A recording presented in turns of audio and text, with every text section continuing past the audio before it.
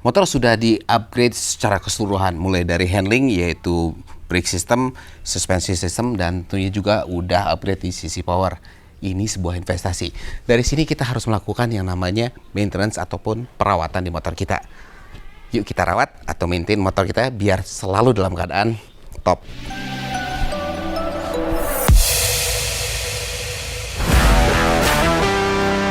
Halo Hypezoners, jumpa kembali dengan Anto dari HPC TV, bicara tentang handling, power, style, dan maintenance di sini tempatnya.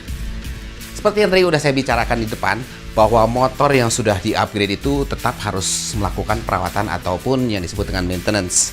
Dan ini akan terbagi menjadi dua bagian, yaitu di mana Hypezoners bisa melakukan perawatannya di rumah, ataupun sekiranya hal-hal yang harus diperhatikan sehingga Hypezoners harus bawa motor kesayangan Hypezoners ke bengkel. Kita mulai dulu dari yang Hypezoners bisa lakukan sendiri di rumah. Seperti apa?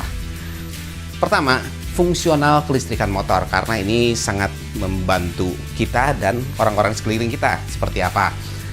Cek fungsi lampu sen. Apakah lampu sen kiri, kanan, depan, dan belakang ini berfungsi dengan baik dan benar. Karena lampu sen ini merupakan sebuah aba-aba sehingga pengendara yang lainnya pun bisa tahu kita arahnya mau kemana. Selain dari itu, lampu rem pun harus tetap dicek, dan tail light atau lampu senjanya dalam keadaan nyala. Tentunya untuk di malam hari, pastikan yang namanya lampu utama itu berjalan dengan sebagaimana mestinya. Seperti lampu biasa, dan high beam atau lampu tembaknya juga pun berjalan dengan baik. Selain dari itu, aba-aba berikutnya yang berupa horn atau klakson itu berfungsi. Dari situ baru kita pergi ke hal-hal yang sedikit teknikal. Teknikalnya bagaimana? Seperti halnya yang harus kita periksa itu adalah tekanan angin. Tekanan angin ini bisa diperiksa sama Hypezoners di rumah. Seperti kayak saya cek ini di 28 PSI, berarti ini kurang. Kalau motor ini memintanya kalau nggak salah 32 PSI.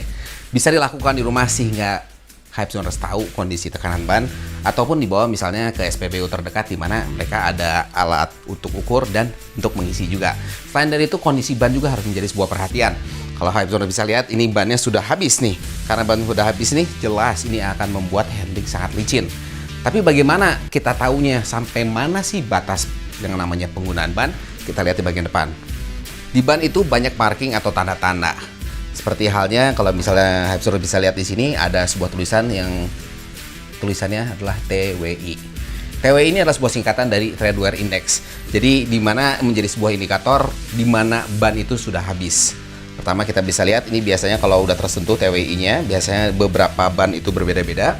Itu tanda kalau misalnya sampai ke sini berarti ban sudah habis, ataupun kita bisa lihat ke bagian dalam yang ada di groove-nya di dalam sini. Dalam sini kelihatan ada sebuah karet kecil di dalam sini ya. Bila mana sekiranya bagian luar dan dalam ini sudah bersentuhan, berarti udah waktunya mengganti ban, yang artinya ban sudah habis. Tapi selain dari itu ada hal yang penting. Dari 4 angka ini yang bisa kita lihat, 2 angka pertama ini menandakan minggu keberapa ban ini diproduksi, dan 2 angka terakhir ini menunjukkan tahun pembuatannya. Sebisa mungkin ban itu yang digunakan itu tidak melebihi dari 5 tahun, karena yang namanya karet itu dia akan berubah secara struktur, dia akan menjadi keras. Bila mana satu dia sering kena panas, selain dari itu juga karena umurnya jangan lebih dari 5 tahun. Berikutnya adalah meriksa saringan udara. Hypezoners bisa lakuin di rumah karena pada dasarnya biasanya mudah, hanya membuka beberapa baut dari cover airbox. Kita periksa dulu kondisi dari saringan udara. Bila mana saringan udaranya sudah sekotor ini, terlihat banyak oli, sebaik mungkin diganti. Karena pada dasarnya ini sangat penting bagi mesin yang sudah bore up ataupun mesin standar. Karena pada dasarnya performa motor akan drop sangat kalau kotor seperti ini. Bila nggak terlalu kotor, bisa dibersihin. Pertama diketuk-ketuk biar debu-debunya keluar. Selain dari itu menggunakan angin atau udara dari kompresor disemprot dari bagian belakang ke depan untuk mengeluarkan debu-debu yang ada di filter udara ini. Selain dari itu, hal yang harus diperhatikan berikutnya adalah bagian dalam airbox. Bagian dalam airbox ini bila mana kotor bisa dibersihkan dengan air ataupun hanya sekedar lap. Pastikan jangan sampai ada debu-debu atau kotoran-kotoran lain yang akan masuk ke bagian dalam mesin ataupun ke throttle body. Karena throttle body kotor pun tenaga akan drop. Memeriksa sistem pengereman, brake system. Apa sih yang harus kita periksa? Kalau yang kita bisa periksa di rumah, kita memeriksa hal-hal yang sekiranya bisa kita lakukan secara visual, yaitu kita lihat langsung. Kayak misalnya kalau kita lihat dari kampas rem ini dan TDR ini yang 4 piston ataupun yang lainnya, itu bisa dilihat ketipisannya udah sampai mana gitu ya. Kita bisa lihat pertama adalah dari, kalau yang ini kita bisa intip dari sini. Sekiranya kalau sudah tipis, berarti waktunya menjadi checklist untuk diganti. Selain dari itu, kita pun untuk distrotor TDR ini ada yang namanya ketebalan minimal. Pada dasarnya semua distrotor itu memiliki hal yang serupa. Nah, di sini kita bisa lihat di distrotor TDR ini bahwa minimum thickness atau min TH ini adalah 3 mm, yang berarti bila mana distrotor ini ketebalannya sudah di 3 mm, sebaiknya segera diganti. Karena semakin tipis, daya pengeremannya akan jauh menurun. Selain dari itu juga yang namanya tuas rem itu kadangkala macet. Jadi macet itu karena memang dipakai dengan umur, dengan waktu, tuas itu akan sedikit bisa dibilang seret ya. Dulu di HP ZTV kita sempat bahas tata cara untuk memperbaikinya. Kalau Hypesonaurus mengalami hal yang serupa, Hypesonaurus bisa lihat videonya yang ada di kolom deskripsi. Selain dari itu, dari sistem pengereman kita bisa periksa secara visual yang namanya selang rem, karena selang rem ini tetap akan ada umur.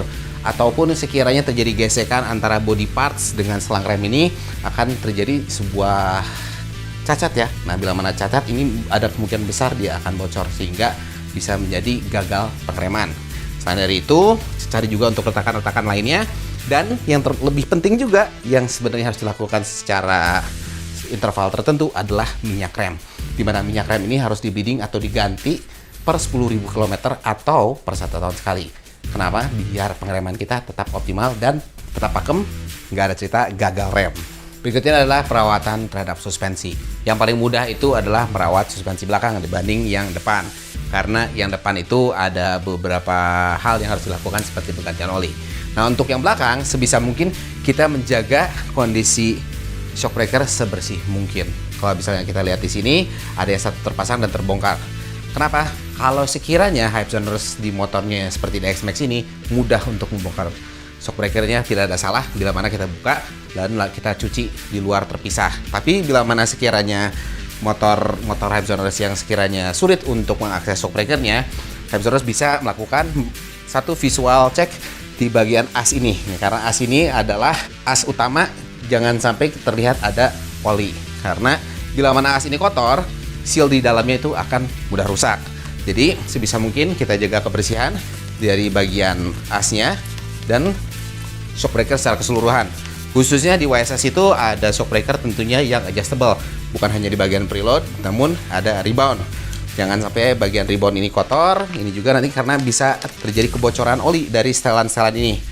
Ataupun kalau di G-Racing ini ada yang namanya setelan compression. Jadi sebisa mungkin semua titik ini bersih. Selain secara estetika atau kosmetik dia terlihat enak bila mana bersih, tapi menjaga yang namanya debu-debu masuk ke seal-seal dan merusak seal dan membuat umur makin pendek gara-gara sealnya cepat jebol. Kalau bersih, pasti shockbreaker akan jauh lebih awet. Berikutnya kita bicara masalah fork depan atau suspensi depan. Suspensi depan ini olinya harus diganti secara berkala. Biasanya diganti per 10.000 atau per 1 tahun sekali agar performa fork depan lebih optimal. Saat mengganti, jangan lupa juga untuk cek yang namanya putaran PD valve-nya sudah sesuai. Dan jelas harus dilakukan pemompaan untuk menghilangkan yang namanya udara di bagian bottom. Sehingga fork depan enak, belakang enak, berkendara pasti lebih nyaman untuk Hypesonaurus. Sekarang kita beralih ke sisi power. Power itu merupakan bagian mesin. Apapun yang sekiranya dapat menghasilkan tenaga lebih baik di motor Hypesonaurus. Perawatan yang pertama itu biasanya ada mulai dari kirian. Kirian ini harus sering dibersihkan secara berkala. Secara berkala kenapa? Pada dasarnya debu ini akan masuk. Masuknya dari mana? Satu, bila mana filter atau saluran udara untuk masuk ke dalam CVT ini kotor, jelas banyak kotoran masuk dan akan menyebabkan slip ataupun geredek. Selain dari itu, untuk menjaga kebersihannya, karena sistem CVT ini harus bersih, semua parts mulai dari primary pulley dan secondary pulley pun harus dibersihkan. Khususnya untuk bagian kopling, kalau koplingnya sudah terlihat mengkilat, sebaiknya dibersihkan dengan menggunakan haplas.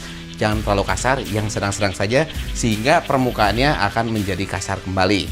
Servis pada CVT ini bisa dilakukan setiap 2 atau 3 kali penggantian oli. Kembali lagi, semakin sering dibersihkan, sebenarnya semakin baik. Tapi bukan berarti setiap minggu harus dibersihkan. Berikutnya adalah yang namanya perawatan berkala banget. Karena mengganti oli di mesin itu hal yang nomor 1.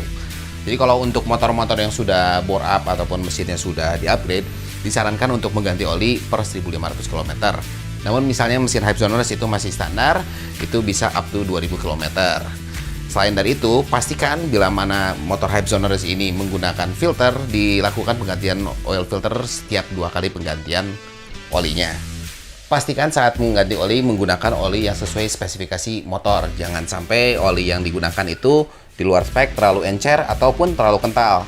Berikutnya setelah oli mesin adalah oli gardan atau oli gearbox. Ini digantinya biasanya 2:1 sama oli mesin. Jadi 2 kali ganti oli mesin, 1 kali ganti oli gardan. Berikutnya di cairan juga bagi motor-motor Hypersoners yang sekiranya menggunakan radiator, air radiator atau coolant-nya harus diganti per 15.000 km atau per 1 tahun sekali.